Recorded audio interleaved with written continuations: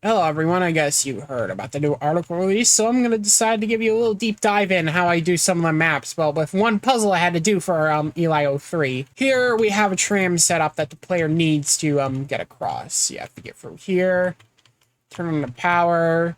Easy enough, but developing this thing was a pain in the fucking ass, just letting you know. The amount of fucking hurdles I had to do just to get this to work.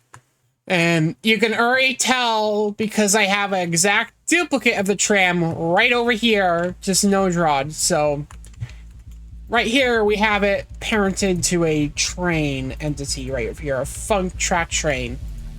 And here we have a Funk Fizz box. Well, the thing about it is in the older version of this map, I didn't have this over here because I ran into a common issue because when you unparent stuff from a track train, it gets sent back to its origin point where it spawned in the map. So every time it would go over here, it would respawn back over here.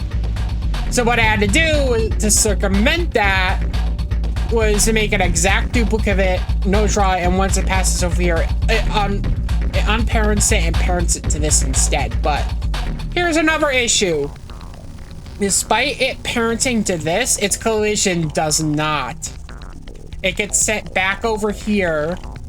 So what I have to do when it hits the trigger or the path, I have to set its collision using a really, really different way.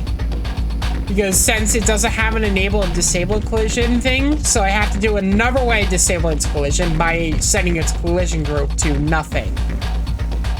So that way, when you walk back over here, the player doesn't immediately get bumped in by it, because that's another thing. That's why I also disable these props collisions, because even though they get paired to that, their collision is still there. So yeah, all for that, just for this simple sequence. God, I love this edition and both hate it simultaneously.